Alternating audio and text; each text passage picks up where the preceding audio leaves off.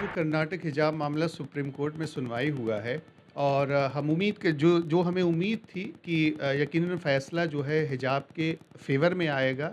लेकिन जो supreme court के जजों की जो टिप्पणियाँ हैं, हम इसका यकीनन वेलकम करते हैं कि लेकिन आगे जहाँ पे ये रेफ़र किया गया है, हम समझते हैं बहुत क्लियरली ये बात सामने आ जाएगी कि हिजाब जो है इस्लाम का पार्ट है, उसकी प्रैक्टिस है और इस्लाम के एक बुनियादी रुकन है। और जो इस उम्मीद के साथ कि जो इस्लाम की प्रैक्टिसेस हैं, उसमें लोगों को ये चाहिए कि इसको अदलिया तक ना ले जाया जाए, ताकि इसमें किसी भी तरीके का भेदभाव की कोई शंकाएँ ना हो। लेकिन सुप्रीम कोर्ट ने जो कुछ आज कहा है, हम इसका वेलकम करते हैं और इस उम्मीद के साथ कि आगे जो है, ये हिजाब के फ़ेवर में मामला आएगा। दोनों जजेस में मत है, एक इसको आगे बेंच को दे दिया है। तो मैं कुछ भी हो, जज साहब सुप्रीम कोर्ट के माननीय आदरणीय जज महोदय जो भी फैसला करेंगे आने वाले दिन के लिए बेंच को दे दिया है, तो मैं तब भी स्वागत करूंगी।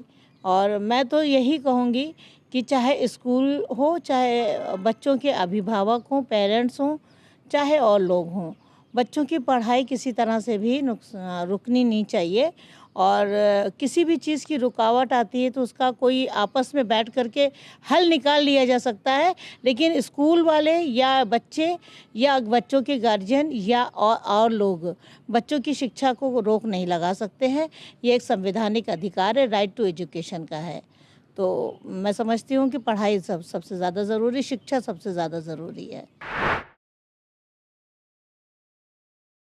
सुप्रीम कोर्ट से आस लगाए बैठे हैं कि फ़ैसला हिजाब के फेवर में, हिजाब के हक़ में आना चाहिए।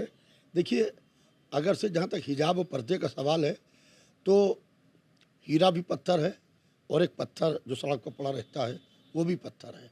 दोनों पत्थर हैं। पूरा हिजाब का मसला समझ लीजिए।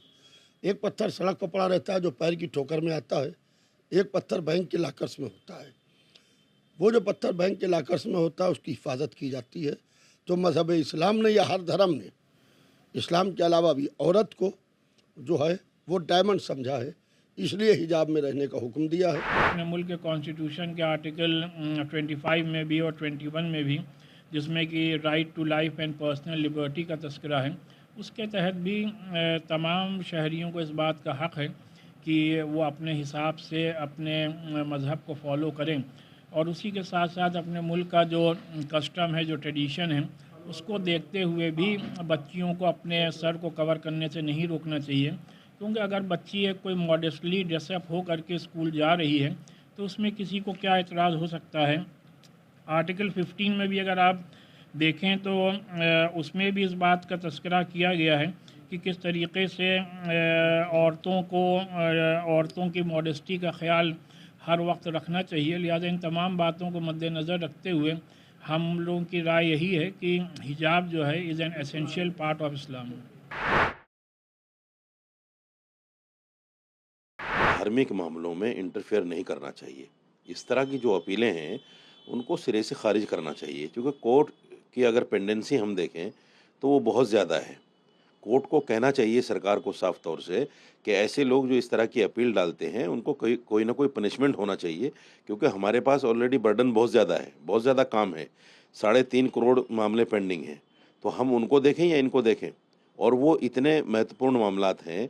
दहशतगर्दी में, आतंकवाद में जो लोग पकड़े हुए हैं, जिनको 10-10 साल, 15-15 साल, 20-20 साल हो गए हैं और वो फिर 30 साल के बाद बाइज़्ज़त बरी होते हैं, उनकी ज़िंदगी ख़त्म हो जाती है, वो इस पेंडेंसी की वजह से है। तो मेरा मानना ये है कि कोर्ट को साफ तौर से ये कहना चाहिए कि भाई धार्मिक मामलों को लेकर हमारे पास मत आओ। ये धर्म का मामला है, संविधान ने इसको क्लियर कर दिया है कि हर आदमी आज़ाद है अपने धर्म पर अमल करने के लिए। वो उसकी चॉइस है, वो क्या पहनेगा, क्या खाएगा।